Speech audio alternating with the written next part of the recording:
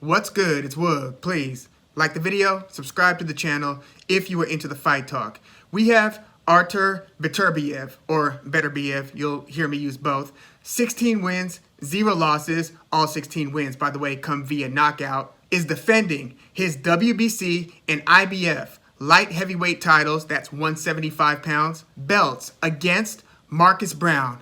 24 wins and 1 loss. Now, Artur Beterbiev is one of those fighters at light heavyweight in this, we'll call it post-Kovalev, post-Adonis Stevenson, post-Andre Ward era, where the guys who kind of rose up in the wake or in the decline of those former champions were Dmitry Bivol, Eleider Alvarez, who beat Sergey Kovalev before Kovalev beat him in the rematch, and Artur Beterbiev, not to mention Alexander Gvozdyk, who Artur Beterbiev recently beat a couple years ago to unify 2 of the belts. But Artur Beterbiev is one of the guys who you hear's name tossed out there in terms of hopeful future opponents for Canelo Alvarez, as Canelo Alvarez goes up in weight after becoming undisputed champion at 168. It looks like he's going to flirt with the cruiserweight division, but he will almost inevitably come back down to light heavyweight, assuming he doesn't fight David Benavidez, Jermall Charlo, or Triple G Gennady Golovkin. It's likely that Canelo Alvarez at some point soon is going to set his sights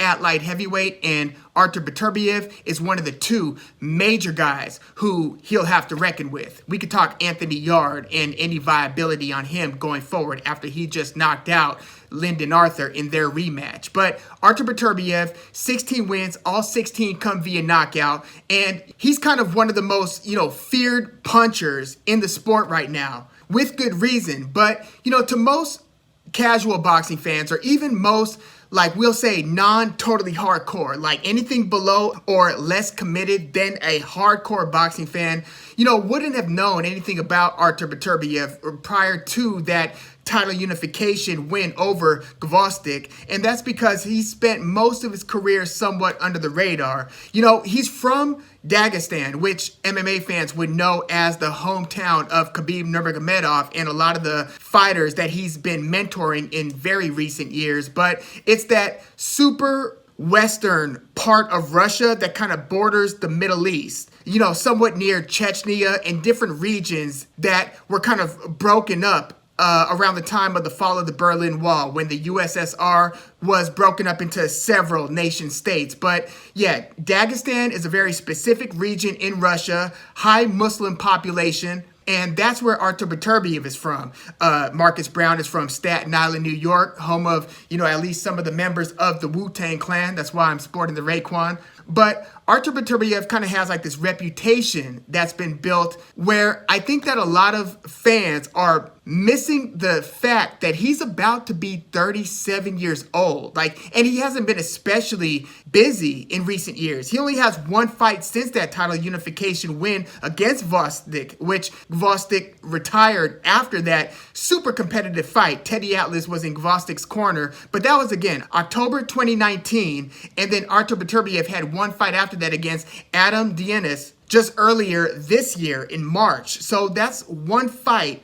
in the past just over 2 years, which, might do a bit of good in terms of just body preservation, being that you're now in your late 30s. But, going into that Beterbiev versus Gvozdyk fight, Beterbiev had been holding on to the IBF belt for like a few title defenses, again, winning them all by knockout.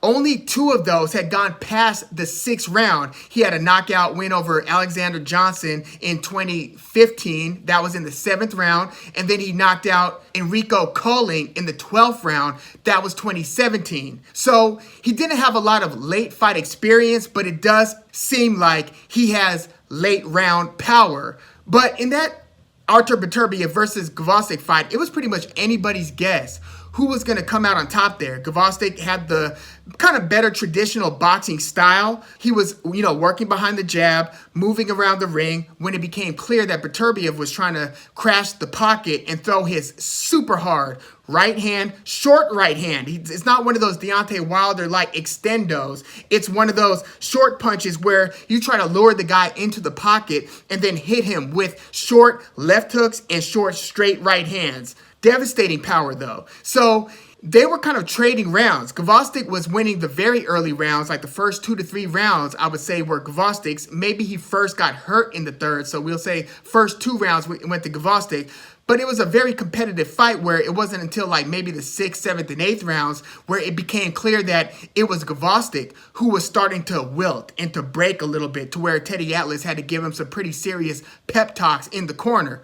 Well, those combinations that Gvozdyk was trying to throw behind the left jab, where Teddy Atlas kept on imploring, don't throw the jab when you're too close to him, because he feared that Beterbiev was going to come over the top with the counter. So Gvozdyk started to get worked over, started to get right hands to the body, crushing right hands to the body, where you saw Gvozdyk start changing his body language. Beterbiev eventually broke him down, stopped him in the 10th round. Beautiful win for Beterbiev. And it was one of those very good moments in boxing where you did get the elite against the elite, both in their prime, both holding belts, and you had a true unification fight. Gvozdyk would retire again after that fight. But then Beterbiev fought Adam Dienis, where he didn't look nearly as impressive. Maybe it was due to the layoff, but he looked like he was kind of slow to come on. Like he was kind of waiting on the outside a little bit, and he was sort of not lurch-like or slow or lumbering or anything, but he didn't look very snappy. He looked like he was coming in and just kind of, I guess, methodically working over Dienis, who was super game in that fight. Like he really wanted to be there. Got stopped in the 10th round. So Beterbiev is coming off 2 consecutive 10th round stoppages into this fight with Marcus Browne, who is a very talented fighter. He's a tall fighter. He's going to have a reach advantage, and he actually does have some quality wins. Like, he was undefeated, and he was somebody who you could tell was kind of being built up through PBC's promotions, where he would get pretty good placement on certain undercards. Like, he fought Bout Jack in January 2019. This was on the, I believe, Adam Konachki versus Chris Areola undercard. And at that point, Marcus Browne was 22-0, and that was a fight where there was a head clash, where he opened up a vertical cut on Bout Jack's head, which is one of the most gruesome sights that you'll see in a boxing ring. And the fight continued. Like, this ended up being a unanimous decision win for Marcus Browne, but it was just a gash down the middle of Bout Jack's head. Marcus Browne, to his credit, was winning the several rounds before the head clash, so it's not like the head clash turned the tide and all of a sudden Marcus Browne took the lead. No, Marcus Browne was winning this fight, but behind the jab, and Bout Jack was coming off of a draw against then champion Adonis Stevenson, where, you know, this was Bout Jack's moment, and he has unfortunately caught the raw end on some decisions. Like, that would have been huge if he was the guy to beat Adonis Stevenson instead of Gvozdyk being the guy to dethrone the longtime champion Adonis Stevenson. But Bout Jack against Stevenson was ruled a draw. Stevenson was so gassed by the end of that fight. Bout Jack started slow, like he does in so many of his fights, including the one against James DeGale, classic fight.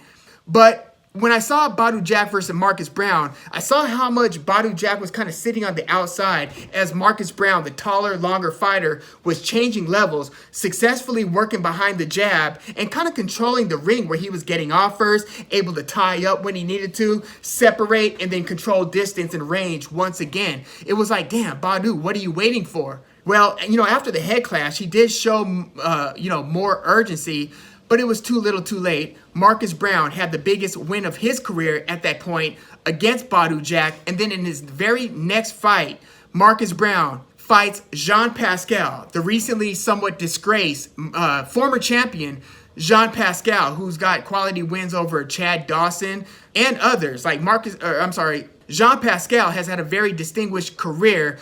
Recently got, tested positive for PEDs. Terrible look, and it just darkens the whole career when something like that happens, where everything is in question. But Marcus Browne fights Jean Pascal, the veteran at this point. Jean Pascal's like in his mid-30s. Marcus Browne was much younger.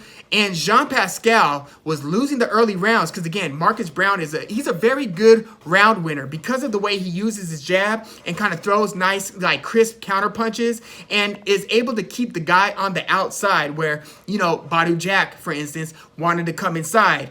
Artur Beterbiev, I'm sure, is going to be working to come inside. Jean Pascal, instead of doing the inside grimy game, which they did have a lot of like tangling up and stuff, and you're going to get a lot of that in Marcus Browne fights because he is a southpaw. I think I might have said that he was throwing a right hand before. If I said that, I meant that he throws a nice left hand behind the right jab. But because of his southpaw nature and his ability to control range, it's a tough task to really get in and throw the punches that you want to throw on him. You almost have to totally disrespect his punching power in a way, or disrespect the threat to be able to work around the jab that he's, kind of probing and popping you with. And again, he changes levels really well where, if you're thinking about coming in low against a taller fighter, he'll change levels, meet you at eye level. So you've got to worry about the threat of, head clashes or counter uppercuts and things like that, where you have to be a little bit careful. So Jean Pascal is a quicker puncher, for instance, than Artur Beterbiev. He's a very fast puncher and explosive puncher when he wants to be. Like, the thing with him is sometimes he doesn't throw enough volume and he's almost trying to pick his spots. It's almost appropriate that Roy Jones took over the training duties of Jean Pascal because they kind of have similar styles where you could kind of say that Jean Pascal is like a poor man's version of Roy Jones Jr. just because of the very special hand speed in throwing your power punches. Like, sometimes you'll see Jean Pascal, who hurt prime Sergey Kovalev, by the way. He was stopped twice by Kovalev, but he had his moments against Kovalev where he was hurting him, and he would throw like a very flashy, fast uppercut, punches like that, or just overhand rights where it looks like he's on the retreat, then he just comes with a lightning quick power punch. Well, he dropped Marcus Browne multiple times. I think that he dropped him like 3 times before the fight was stopped, and it was stopped because of head clash. So that's 2 fights in a row for Marcus Browne. A head clash, didn't stop the fight against Bout Jack, the gruesome one, but a head clash occurred. A head clash occurred again with Browne versus Jean Pascal. This time the fight was stopped, but it was Marcus Browne who received the cut over the eye. It was stopped in the 8th round, so they went to the judges' scorecard because it was an unintentional head clash, and Jean Pascal won a technical decision, super close scorecards, which, what does that tell you? If Jean Pascal knocked Marcus Browne down 3 times and barely won on the scorecards, that tells you that Marcus Browne was basically winning every round against Pascal that didn't involve a knockdown. So since that loss to Jean Pascal, Marcus Browne has had 1 more fight, and this fight against Pascal was back in August 2019. So like Beterbiev, he's been very inactive. He's had only 1 fight in like the past 2.5 years, and it was to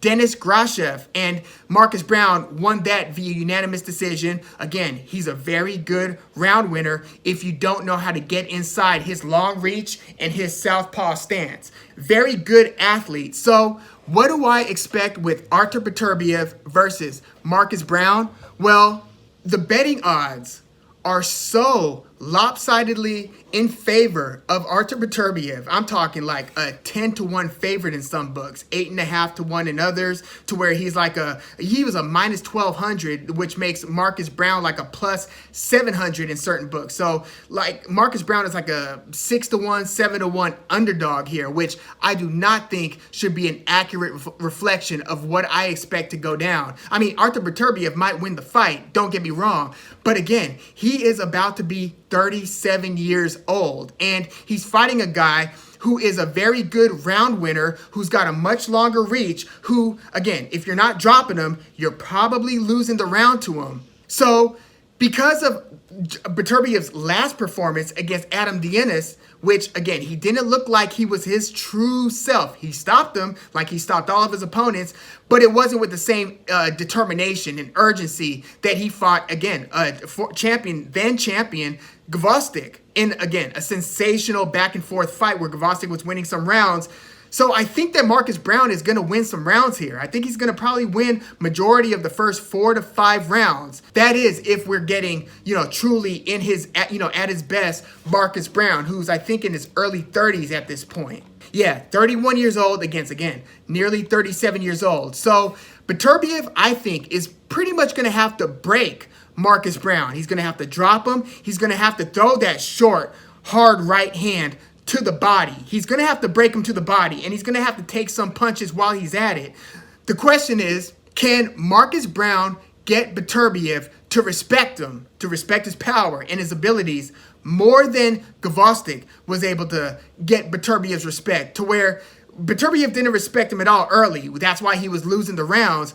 But it started to wear on Gvozdyk, where, yes, you're losing the rounds, but like Antonio Margarito against Miguel Cotto in their first fight, where Cotto was the big-time A-side, very controversial fight because of, Margarito's cheating down the road. But Cotto was winning the rounds, but you got the impression that it was not a matter of if, but when is Cotto going to break down to the pressure and power that Margarito's applying. That's the same feeling that you got watching Beterbiev versus Gvozdyk. So is that also what we're going to get with Beterbiev versus Marcus Browne? Now, this fight's going to take place in Montreal, Canada. That is the hometown of Beterbiev. I told you that he's from Dagestan. Yeah, he's from Dagestan, Russia, but by way of Canada. He's been residing there for the past several years. So this is going to be a hometown crowd for Beterbiev. So how is Marcus Browne going to conduct himself in that environment? Is he going to, kind of panic when he hears the crowd roaring when Beterbiev starts letting his punches go? So we can get a case of Marcus Browne, apparently, like if you turn the volume off on the broadcast, you don't hear the crowd, don't hear the commentary, that I'm sure is going to be super pro Beterbiev because of the narrative and we want Canelo to fight Beterbiev, all of that. But I think you might actually see Marcus Browne visibly winning rounds, and the public's going to be split because there's some people who won't give it to the guy who's kind of doing the sweet science thing if they don't think or if they're not convinced that he's hurting the guy. So you might have a situation where the crowd sways judges or the narrative starts swaying the public that Beterbiev might be winning a fight that he's not actually winning. So we might get to the scorecard to where a lot of people, a lot of viewers might be thinking, damn, who won that fight? With a little mystery going into the judge's decision, where it then ends up being like an unfair scoring where it's like, damn, like Marcus Browne never had a chance. I'm not saying that that's going to happen, but because this is a hometown fight for Beterbiev, he's clearly the A side. You look at the betting odds, 12-1. I'm looking at the talent and already the accomplishments of Marcus Browne. Bout Jack is a former champion, albeit a weight class below. He was a champion at 168. But, these betting lines are kind of treating Marcus Browne like a scrub. And I just don't see that as I'm assessing this matchup. But I do think that Beterbiev is going to start applying pressure if he gets the impression that he's behind. Assuming that Beterbiev isn't too old at, again, at aging 36, close to 37, to really put his foot on the gas and keep his foot on the gas. If he's not too old to do that, I do think that he can eventually get to Marcus Browne and start hurting him with short power punches. Again, that sweeping, short left hook and that short right hand. We're going to see if we get any head clashes here. Again, I think that if this does go to the scorecard, it will be anybody's guess going into the decision in terms of who won the fight. But I don't think that we're going to make it through the whole 12 here. I actually think that Beterbiev is going to drop and eventually stop Marcus Browne in the late rounds. I'm talking maybe 9 through 11, somewhere in there. I've got Beterbiev via late stoppage. But again, I do suspect that if we do go into the scorecards, Marcus Browne will have won several rounds. And it could potentially be a somewhat controversial or at least close, disputed decision. But I'm going with Beterbiev via late stoppage. But yeah, let me know what you think about this matchup. I feel like this one is going under the radar because people either don't know too much about Marcus Browne or that, fight against Jean Pascal put a bad taste in people's mouth in terms of how good they thought Marcus Browne was after seeing him get dropped multiple times by Pascal, who again, I think has much faster hands than Beterbiev, but he doesn't put on the same sustained pressure. So I suspect that at some point, Beterbiev will essentially break Marcus Browne. But again, it could get more interesting than odds makers are placing this one. But yeah, let me know what you think about this one in the comments. What do you think Beterbiev's chances would be against Canelo Alvarez? Another conversation for another day. But yeah, let me know what you think in the comments. And please like the video, subscribe to the channel if you are into the fight talk. I'm Woog. Thanks for tuning in.